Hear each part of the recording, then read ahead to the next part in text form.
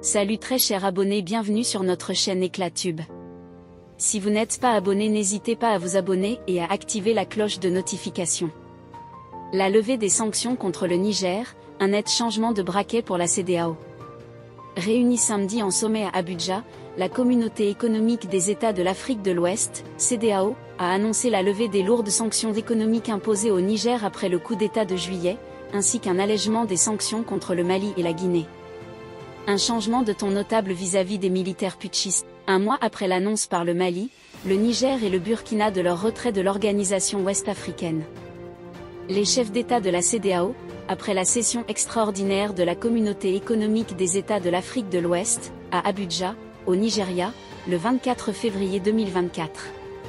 Les chefs d'État de la CEDEAO, après la session extraordinaire de la Communauté économique des États de l'Afrique de l'Ouest, à Abuja, au Nigeria, le 24 février 2024.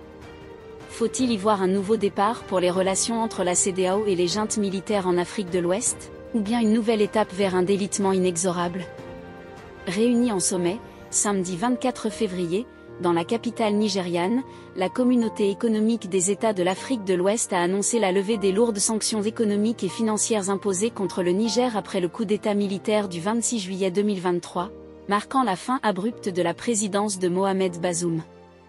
Publié dimanche, le communiqué de l'organisation stipule également la fin des sanctions économiques et financières contre la Guinée, dont elle avait interdit les transactions financières avec ses institutions membres, ainsi qu'un allègement des restrictions imposées au Mali, sur le recrutement des citoyens au sein des institutions de la CEDEAO. Pour l'organisation ouest-africaine, la levée de ces mesures punitives, utilisées jusqu'ici comme levier de pression, reflète un changement d'approche visant à favoriser le dialogue et éviter l'éclatement du bloc. Ses détracteurs y voient un aveu de faiblesse, un mois après l'annonce conjointe du retrait du Mali, Niger et du Burkina Faso de l'organisation ouest-africaine, qui a fait l'effet d'un séisme dans la région. Le 30 juillet 2023, soit 4 jours après le coup d'État perpétué par la garde présidentielle nigérienne, la CEDEAO avait condamné ce qu'elle considérait alors comme une tentative de putsch, exigeant alors la libération immédiate du président Bazoum et la restauration de l'ordre constitutionnel.